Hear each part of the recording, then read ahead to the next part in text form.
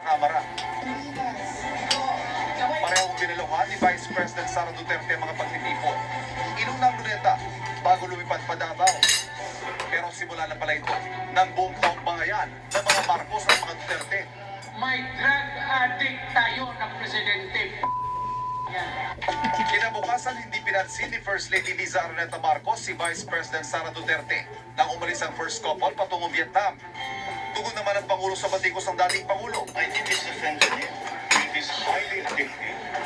And it has a very serious side effects. April 18, nang lumabas ang isang panayam sa unang ginang kung saan inamin niya ang sama ng loob sa mga nangyari. Pag-chat na yan sa akin. You run together, di ba? Sama-sama tayo babangon. Babangon, ikaw yung bumangon, gago. Yung presidente mong bangag, tama ba yan? Bangag ka eh. He never did that. At bagamat natin ang mga magkasama ang Pangulo at Vice-Presidente sa mga sumunod na araw, Di ka ba bangag? malaman na ang pahayag ng Vice pagdating ng Hunyo. Ikaw ka, panihila mo. Was the tandem during the 2022 elections. We are not candidates anymore. June 19, nagbitiw si Duterte bilang kalihim ng Department of Education.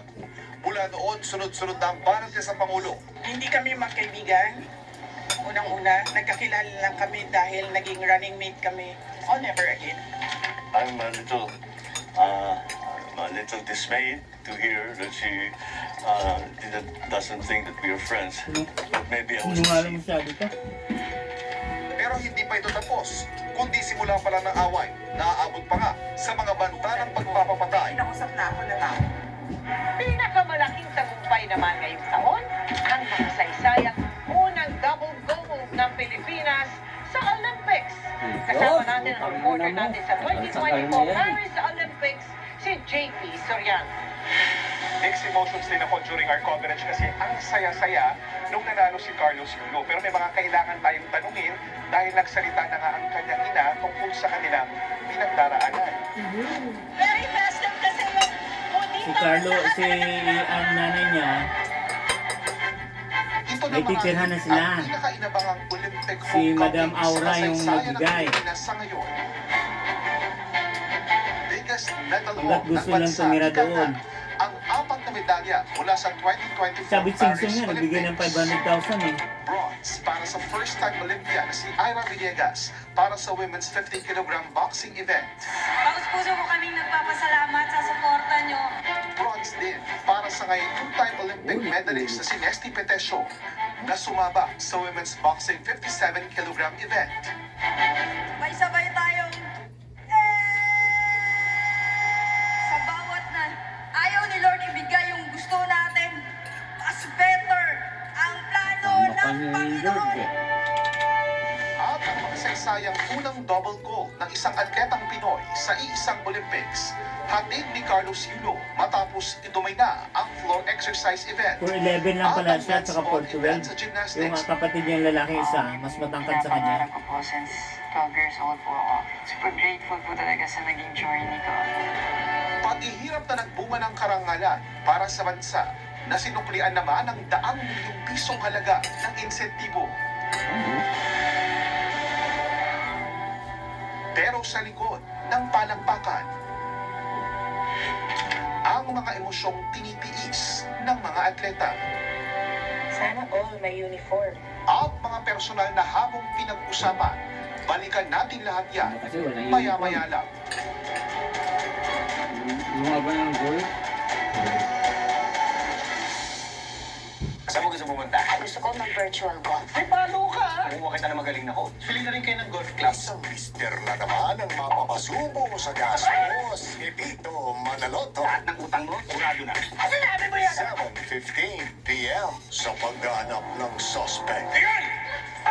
Tunay na panganay ba ang matatagpuan? Magtatay ba kayo? Walang matigas na pulis sa Matinig na Macy's Season 3 Sunday 7:15 p.m. Naresibuhan ang mga pangakong binitawan para sa kapakanan ng mga apektado ng mga problemang ito. Makalipas sa mga buwan, natupad kaya ang mga ito o tuluyang napako?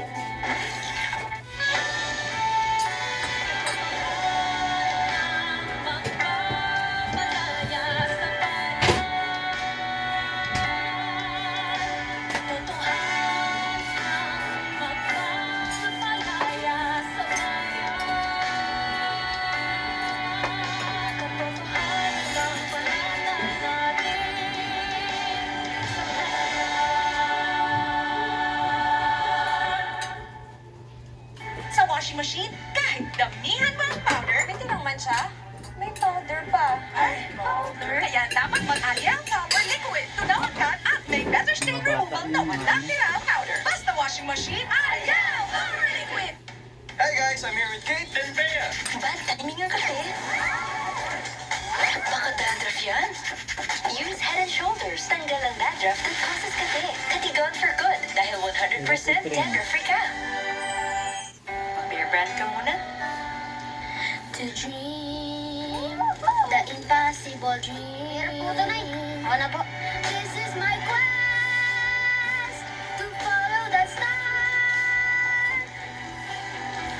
Ang batang matibay, hindi susuko. To reach the unreachable star. Ang batang matibay, tuloy ang tibay mangarap. Bear Brand. Tuwing sasapit ang Pasko, nagiging sobrang busy natin mga Pilipino.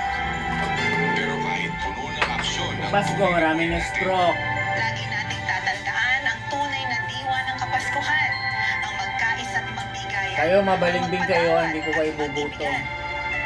para sa inyong lahat, alay ng Pamilyang Revilla. Ang isang panalangin para sa maligayang Pasko at pagkakaisa sa bagong taon. Merry Christmas! Palang napapalo. Kala mo great na to. Parang hindi naman. Try this. Tubuloy na, kasama sa top 13 eh. Nescafe Creamy White. Ang Nescafe Coffee na may Nestle Milk. Kaya leveled up ang creaminess. Nescafe Creamy White. Creamy coffee like no other. Macaroni salad na. Yung akap niya yan, mga ano, kaya niya pagawa yung Tacloban papunta doon eh. Bako-bako yung kalsada doon ngayon. Airport? Pagagawa. Hindi niya papagawa. Nagkaroon ng mga trabaho ang aking mga anak. Blessing po na tuloy-tuloy pa rin yung negosyo. Di ba yung diversion road na Tacloban doon papuntang Sugod eh? Sa pamilya. Hindi ginawa ni ano? Duterte yan eh. Oo nga, hindi niya pinapatuloy eh. Try Malkit's deliciously energizing crackers. So smoky. So crunchy. Igubuto mo pa yung mga ano? May Malkit B vitamins that helps turn carbs into energy. Try Malkit's. Busog na! Ang swerte, dapat sinishare. Yung ano nga eh, yung Rip Bravo. 24/7 online gaming platform. Big time ang cashback at fast withdrawal. Ready na rin ako Ano? mag-playtime. Kasama kayo lahat. Pilipinas, playtime na!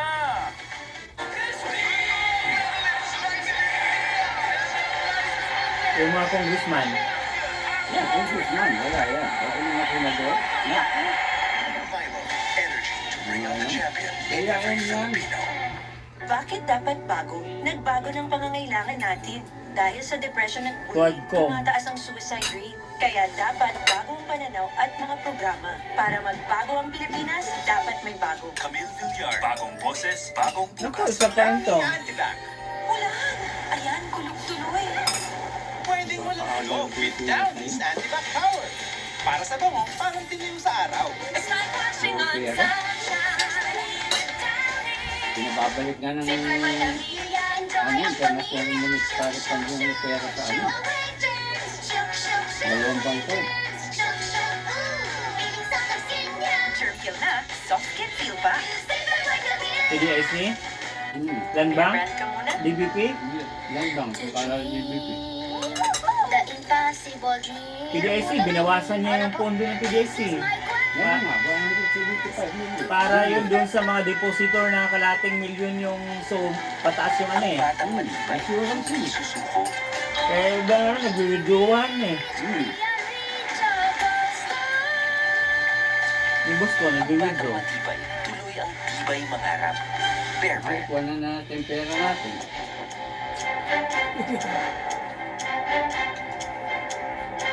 Malapiratang pagharang ng China sa ating mga sundalo sa West Philippine Sea, kung saan may isa pang naputulan ng daliri. Pero hindi bago ang tensyon Di ba kayo dyan. nakapapagod? Isa sa pinaka-importante siguro Ha? sa kasaysayan ng West Philippine Sea yung Scarborough Shoals standoff na tinutukan din ng 24 oras noong taong 2012. Nagpugat Year end nga eh. mga Chino sa mga Tacloban. Yung mga nakaraan nila, lipat mo yan. Ni hindi tumagal ng isang kwart.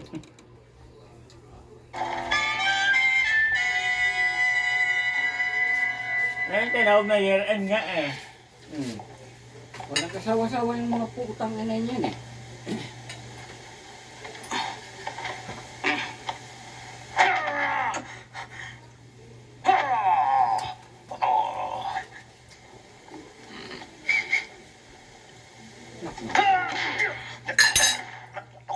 Gawin mo na mga kapamilya kang uso.